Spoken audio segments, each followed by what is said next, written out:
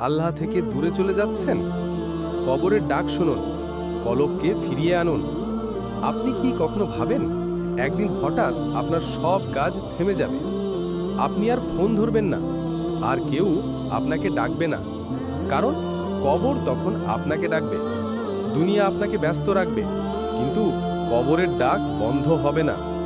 আমরা দুনিয়ার কাজে এতটাই ব্যস্ত হয়ে যাই যে আমল, জিকির, কোরআন সব ফেলে দেই পিছনের সিটে, যেন এগুলো জরুরি নয়, যেন আমরা চিরদিন বেঁচে থাকব। কিন্তু সত্য হলো, এই দুনিয়া আমাদের ঘুম পাড়াবে আর কবর জাগাবে। কলব কেন শক্ত হয়ে যায়?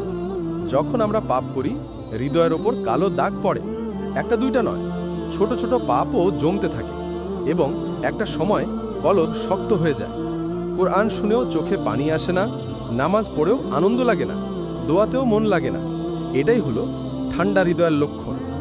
কলবকে নরম করার 3টি উপায়। 1. বেশি বেশি জিকির করুন।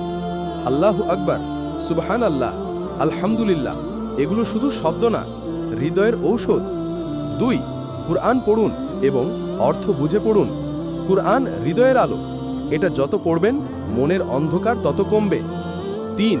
সৎ মানুষের সাথে সময় কাটান। খারাপ বন্ধুরা আপনাকে গুনাহের দিকে নেবে, ভালো সঙ্গ আপনাকে আল্লাহর দিকে টানবে।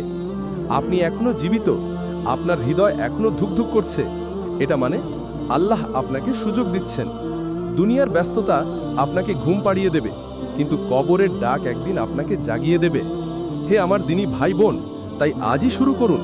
একটু জিকির, একটু কুরআন, একটু তৌবা। নূর আপনার ভেতরেই আছে, শুধু ফিরে আসার অপেক্ষায়।